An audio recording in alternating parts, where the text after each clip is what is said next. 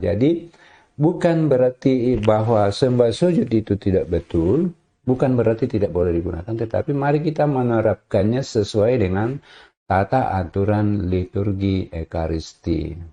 Itu yang pertama.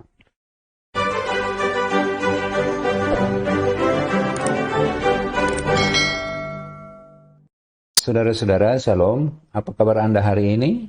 Harapan saya Anda sekeluarga dalam keadaan baik, sehat, dan tidak kurang suatu apapun di dalam perlindungan Tuhan kita, Yesus Kristus. Nah, saudara-saudara, topik kita, pembahasan kita kali ini adalah beberapa gerakan-gerakan di dalam misa yang dilakukan oleh orang-orang yang membuat orang lain tidak mengerti, bahkan tidak paham, bahkan sebagian di antaranya bingung. Mana sebenarnya yang benar, apakah seperti ini atau seperti ini. Nah, pada kali ini kita akan bahas mengenai hal tersebut dan kita akan melihat contohnya satu demi satu, lalu kemudian saya akan sedikit menjelaskan tentang asal-usul dari apakah itu gerakan atau benda-benda yang digunakan di dalam sebuah perayaan liturgi Ekaristi. Namun sebelumnya Bapak Ibu, saudara-saudara, saya mau sampaikan bahwa memang di dalam gereja Katolik diperbolehkan adanya inkulturasi, misa inkulturasi, yaitu misa dengan corak khas tertentu atau budaya tertentu. Sebagai contoh misalnya, misa bahasa Toraja, misa bahasa Batak, misa bahasa Jawa, misa bahasa Sunda, dan seterusnya. Nah, hal-hal seperti ini sudah lumrah ditemui di dalam gereja Katolik. Nah, di dalam misa tersebut pun juga digunakan peralatan-peralatan yang bercorak dari budaya yang bersangkutan. Seperti contoh di Jawa itu kadang-kadang gamelan dimasukkan ke dalam dan digunakan pada saat misa. Saudara-saudara, kalau Anda perhatikan gambar yang ada di depan ini adalah budaya yang masuk dari Jawa. Dan ini hampir di seluruh gereja Katolik di Indonesia sudah menjadi sesuatu yang lumrah atau biasa orang sembah sujud. Nah, Bapak Ibu, aslinya sembah sujud itu adalah seperti ini, lalu kemudian kepala menunduk.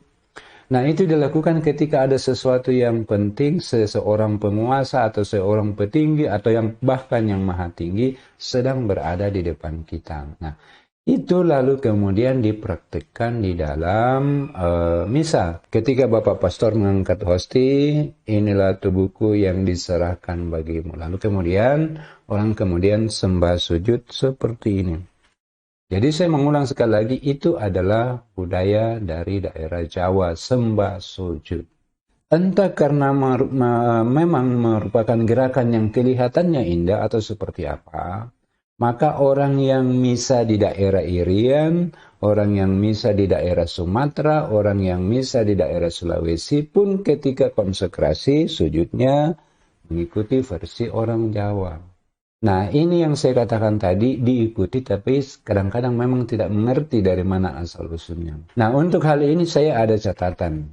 Apabila sembah sujudnya memang diambil versi Jawa murni, lalu menunduk seperti ini, maka itu ada semacam pelanggaran bahwa pada saat itu kita tidak lagi melihat hosti. Padahal yang menurut yang dianjurkan oleh hierarki bahwa pada waktu hosti itu diangkat, umat itu harus melihat hosti ataupun piala yang berisi anggur itu. Maka kalau penerapan budaya seperti ini diterapkan mentah-mentah tanpa menyesuaikan dengan aturan liturgi, maka itu menjadi tidak tepat. Perhatikanlah gambar yang ada di depan Anda. Sebelah yang di silang merah itu adalah memang penerapan yang asli, tetapi menjadi tidak tepat ketika dia tidak lagi melihat hosti yang ada di depannya. Nah, itu adalah salah satu contoh budaya. Pertanyaannya sekarang, saya sebagai orang Tionghoa misalnya, boleh tidak ketika pastor mengangkat hosti seperti ini, lalu wujud sembah hormat saya kepada hosti itu saya buat seperti ini. Nah, ini kan di budaya Tionghoa kan ini juga salah satu bentuk penghormatan. Tetapi kalau saya buat seperti ini, lalu orang melihat saya menjadi aneh bagi orang lain. Karena memang mereka tidak mengerti dan tindakan seperti ini adalah tidak biasa. Tetapi kalau mau ditelusuri, hormatnya orang Tionghoa itu bukan seperti ini, tetapi seperti ini. Nah, itu yang saya maksudkan dengan sebagian dari kita tidak mengerti, lalu kemudian dipraktikkan begitu saja. Nah, sekarang kalau begitu, menurut gambar yang ada di depan ini, mana sebenarnya posisi yang betul? Posisi standar doa di dalam Katolik adalah ya seperti ini. Tangan dikatupkan lalu dirapatkan di dada seperti ini. Atau kadang-kadang orang membuatnya seperti ini. Atau kadang-kadang membuat seperti ini. Maka sebetulnya budaya sembah sujud itu yang kita buat seperti ini, apabila kita tidak melihat hosti itu menjadi tidak tepat. Nah, sekarang atas anjuran gereja, atas anjuran para hierarki bahwa ketika hosti diangkat, harus dilihat, ketika pastor mengangkat harus dilihat, maka muncullah model budaya sembah sujud yang baru. Tidak lagi menunduk seperti ini, tetapi lalu menjadi seperti ini sambil melihat hosti. Nah, itu model yang baru yang seringkali saya lihat ke orang-orang lain. Nah, saya ketika misa ya seperti ini saja, seperti ini saja. Karena ini memang sikap dasar Katolik ketika berdoa. Jadi, bukan berarti bahwa sembah sujud itu tidak betul, bukan berarti tidak boleh digunakan, tetapi mari kita menerapkannya sesuai dengan tata aturan liturgi Ekaristi. Itu yang pertama. Sekarang yang kedua. Ini juga kadang-kadang membingungkan, terutama di kaum anak-anak.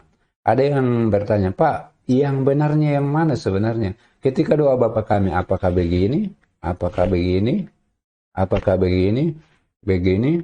Apakah begini? Ataukah begini? Seperti gambar yang ada di depan kita ini sekarang. Nah, sekali lagi saudara-saudara, sikap dasar dari umat Katolik di dalam doa adalah seperti ini, tangan dikatupkan di dada, lalu seperti ini.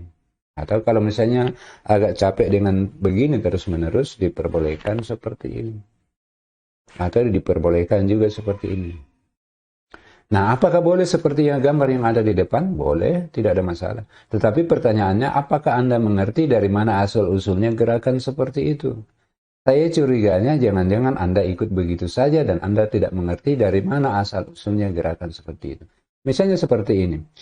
Gerakan-gerakan yang dibuat oleh umat ketika Bapa kami seperti ini kan pengaruh dari kategorial karismatik. Dan mereka itu terbiasa menggunakan model seperti ini.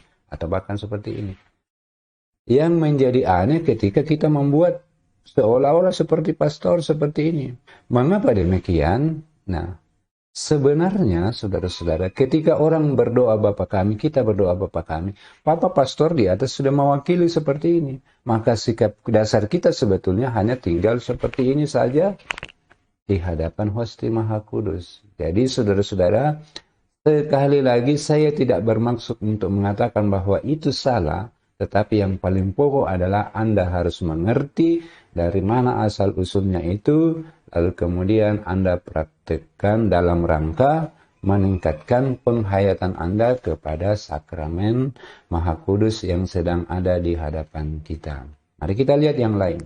Gong, dung, dan seterusnya. Nah, sesuatu yang kelihatan agak aneh ketika sekarang semua gereja-gereja Katolik di luar Pulau Jawa bertebaran gong di mana-mana. Nah, menurut saya sebenarnya begini. Kalau di Irian, ya model gongnya seperti apa, ya itulah yang digunakan. Kalau di Batak, model gongnya seperti apa, ya itulah digunakan. Kalau di Manado, model gongnya seperti apa, ya itulah digunakan. Tidak semua harus seperti model yang ada di depan ini. Yang di depan ini, yang di dalam gambar, itu adalah gong versi Jawa. Dan itu adalah budaya Jawa yang masuk ke dalam perayaan Ekaristi. Yang menjadi aneh ketika kita serta-merta mengatakan gongnya harus begini, harus begini. Walaupun sebenarnya ya memang versi gong Jawa ini ya lumayan bagus dan lumayan nyaman ketika kita menggunakan. Tetapi sekali lagi saudara-saudara, yang saya mau sampaikan adalah bahwa Anda harus paham dari mana asal-usulnya sehingga ada di dalam praktik-praktik pelaksanaan liturgi Ekaristi. Nah, mengenai gong ini, saudara-saudara, gong itu hanya ada di Indonesia. Di luar negeri tidak ada gong seperti ini ketika orang misa. Tidak ada. Adanya hanya di Indonesia. Adanya hanya di Pulau Jawa.